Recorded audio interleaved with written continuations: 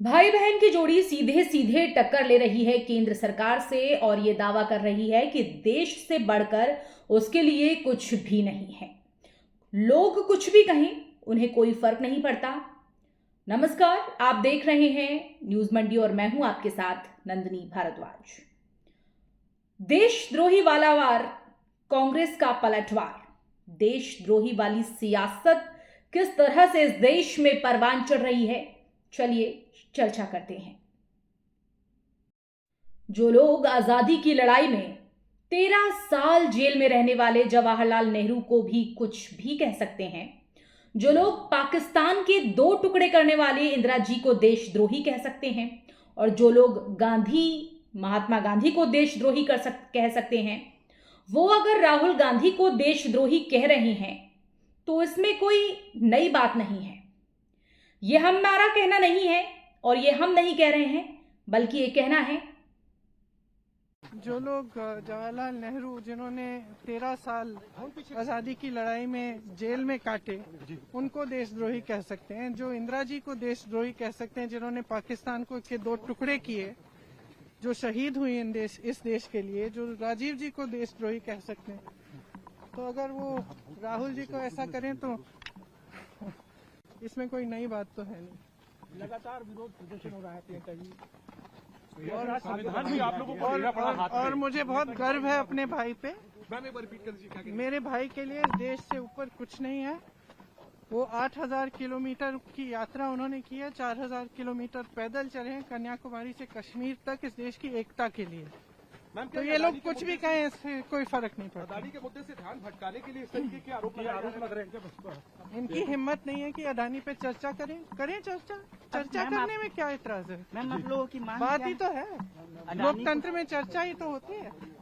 Okay ma'am, इससे भी डर रहे हैं। दरअसल पूरा मामला विपक्षी दल के नेता राहुल गांधी से जुड़ा है, और जिनके बारे में बीजेपी ने जो भी कुछ कहा है, संबित पात्रा ने प्रेस कॉन्फ्रेंस कर उन्हें देशद्रोही करार दिया था, तो कांग्रेस इसे पूरी तरीके से संसदीय नियमों के खिलाफ बता रही है। हम आपको पहले बीजेपी सांसद संबित पात्रा का वो वाकया सुनवाते हैं जो उन्होंने राहुल गांधी के लिए कहा, और फिर इस पर कांग्रेस की प्रतिक्रिया सुनवाते हैं। आखिर क्यों कांग्रेस ये कह रही है कि ये संसदीय प्रक्रिया के खिलाफ है। और आज के इस प्रेस कॉन्फ्रेंस में एक त्रिकोण बनता है। We are going to talk about this dangerous triangle which is trying to destabilize India। और ये जो त्रिकोण है, इसमें एक तरफ अमेरिका में बैठे जॉर्ज सोरोस, उनकी फाउंडेशन है, कुछ अमेरिका की एजेंसीज भी हैं। त्रिकोण के एक बहुत बड़ी न्यूज पोर्टल है जिसका नाम OCCRP, organised crime and corruption reporting project, जिसके विषय में आप सब पत्रकार हैं, आप सभी जानते हैं, वह है।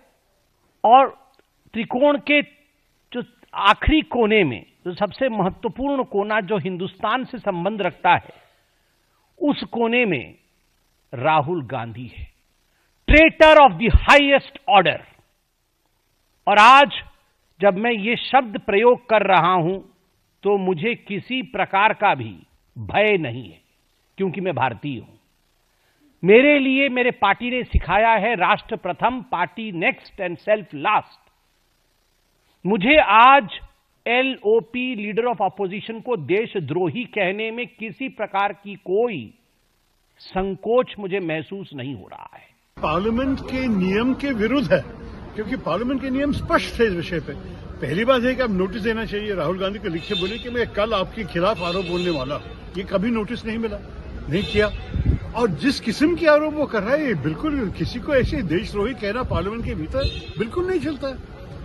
और ये सब हो रहा है, इसमें पार्लियामेंट्री प्रिविलेज की भी वायलेशन है। हमारे लोग नोटिस भी दे पा रहे, वो उसके ऊपर चर्चा नहीं, बार बार निशिकांत दुबे को ही फ्लोर दे रहा है। इसका मतलब क्या है?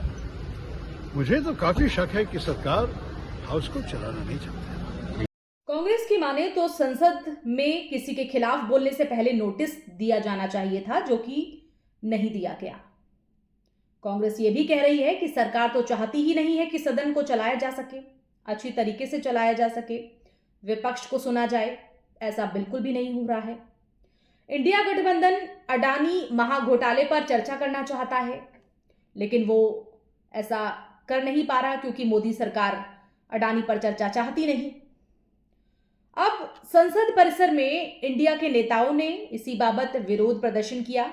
विरोध प्रदर्शन की हम आपको तस्वीरें दिखा रहे हैं, जिसमें एलओपी राहुल गांधी और सांसद प्रियंका गांधी भी हाथ में संविधान की किताब लिए विरोध जताती हुई आगे चल रही हैं और इस विरोध प्रदर्शन की अगुवाई करती नजर आई।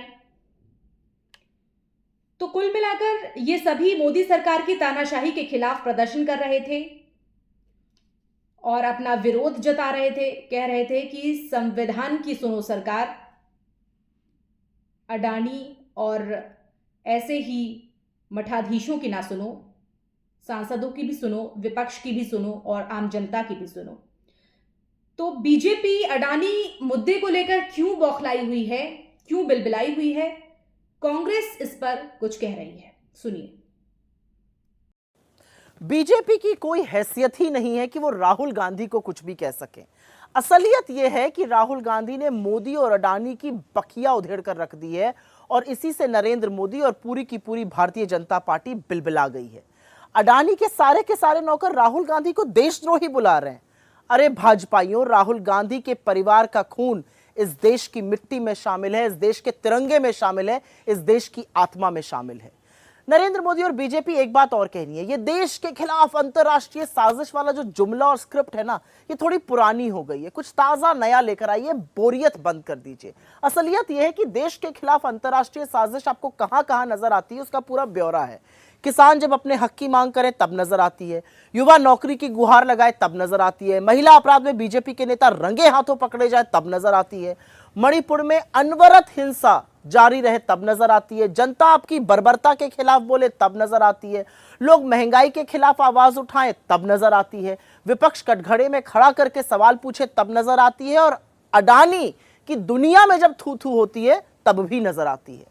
लेकिन इन मोदिया बिंद के मरीजों को यह नजर नहीं आता कि अमेरिका से लेकर Australia, Bangladesh, Sri Lanka, Kenya, Switzerland में अडानी ही देश का बेड़ा गर्क कर रहे हैं। अडानी के खिलाफ वारंट, अडानी की जालसाजी, अडानी की हेराफेरी, अडानी की घूसखोरी, ये है देश के खिलाफ असली षड्यंत्र, और उन्हीं के षड्यंत्र जो नरेंद्र मोदी साफ देख सकते हैं।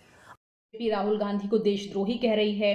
बकौल बीजेपी राहुल गांधी उच्च दर्जे के देशद्रोही हैं, और अगर ऐसा है तो देश की राष्ट्रवादी पार्टी ने एक देशद्रोही शख्स के खिलाफ कार्रवाई अब तक क्यों नहीं की है।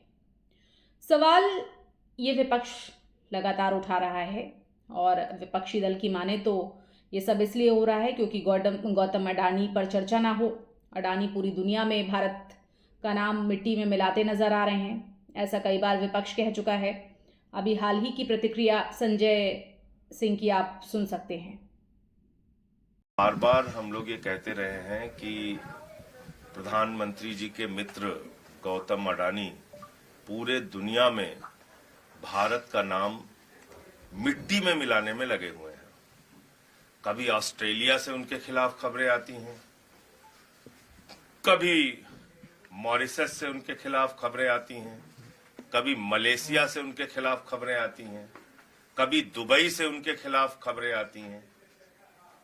पूरे दुनिया में अडानी ग्रुप ने भारत का नाम मिट्टी में मिलाने में अपनी भूमिका निभाई है, और इसमें मुझे अफसोस के साथ कहना पड़ रहा है कि भारतीय जनता पार्टी और देश की सरकार आदरणीय नरेंद्र मोदी जी, पूरा देश तो उनके नाम नीलाम कर ही रहे हैं, बाहर भी जाते हैं तो उन्हीं के लिए धंधा दिलाने के बारे में सोचते हैं, उनकी चिंता उसी के बारे में होती है। आप देखिए, प्रधानमंत्री की यात्राएं जहां जहां हुई हैं विदेशों की, उन सारी जगहों पे अडानी को ठेका मिला है। भारत में कोयला दे दिया, बिजली दे दिया, पानी दे दिया, गैस दे दिया, रेल दे दिया, सेल दे दिया, एयरपोर्ट दे दिया, पोर्ट दे दिया, आसमान से लेके पाताल तक, आकाश से लेके पाताल तक सब कुछ दे दिया। क्या वाकई बीजेपी अडानी को धंधा दिलाने के नाम पर लगी हुई है? क्या आकाश से लेकर पाताल तक सब कुछ अडानी को दे दिया गया है? अमेरिका में अडानी के खिलाफ घूस देने का मामला है, तो इस मामले में आखिर कितनी सच्चाई है? क्या डेमोक्रेसी में असहमति अगर व्यक्त कर दी जाती है तो वो शख्स देशद्रोह हो जाता है? क्या उसका अपराध देशद्रोह का हो जाता है? और क्या वो शख्स देशद्रोही हो जाता है, गद्दार हो जाता है? क्या इस देश में अगर आप सरकार के किसी विचार के खिलाफ हो तो आप गद्दार कहे जाएंगे?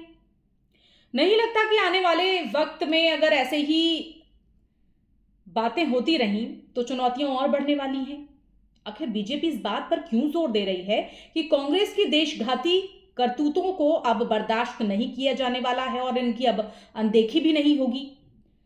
सच और झूठ, इन दोनों की वकालत में आपका सजेशन भी बहुत जरूरी है। इस मुद्दे पर आप अपनी हमें राय जरूर दीजिएगा और हाँ, चैनल को सब्सक्राइब करना ना भूलिएगा। फिलहाल मेरे साथ इतना ही। नमस्कार।